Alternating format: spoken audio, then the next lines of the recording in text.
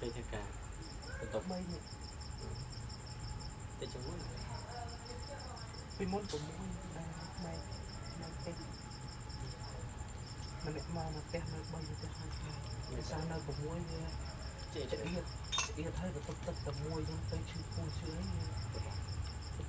ជួនណាមួយទឹកធ្វើការអញ្ចឹងយើងមិនត្រូវងើបទៅវាប្រចាំគ្នាចឹងនិយាយថាពូគាត់ប្រចាំគ្នាចូលបន្ទប់ទឹកមានន័យថាត្រូវងើបដាក់ម៉ោងគ្នាចូលយើងការកណាងើបម៉ោង6មួយទឹក10នាទីពូគាត់ចូលម្ដងទៅក៏បាក់វិញមានតែបែកទៀត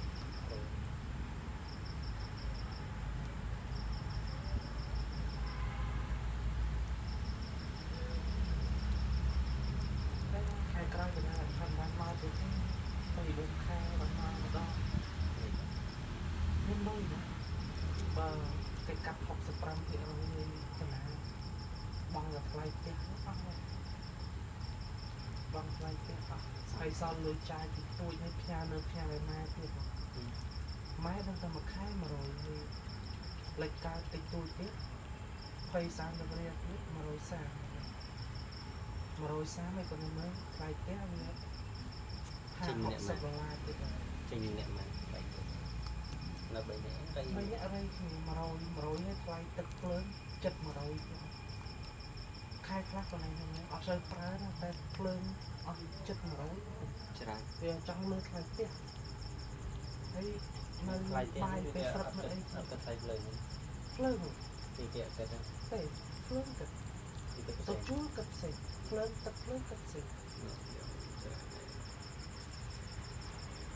ក្រែងតែគេទឹកតែតែទៅតាមតែក្រែងវាទឹកភ្លើងទៅ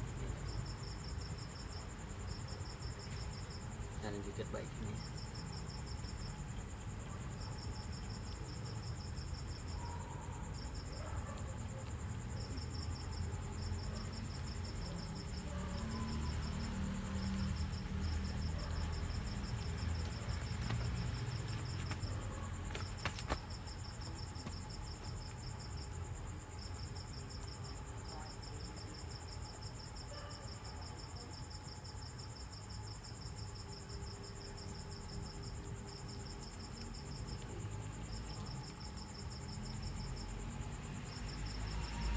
này thì mới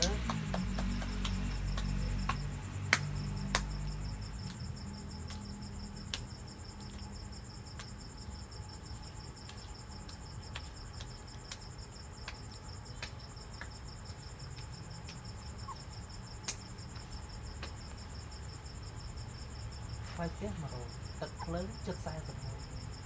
sao nó buồn khó tầm mắt muốn phơi khó tầm cũng muốn phơi để sai rồi pi rối con anh trai được bay đấy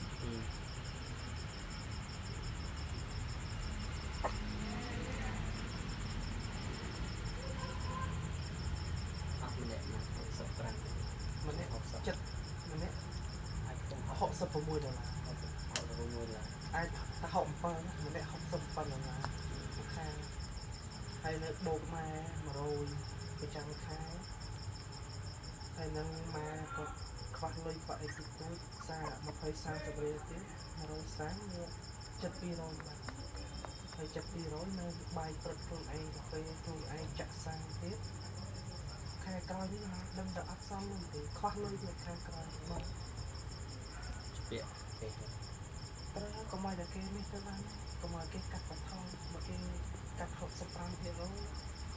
còn đang ở dương con mà nên thân ca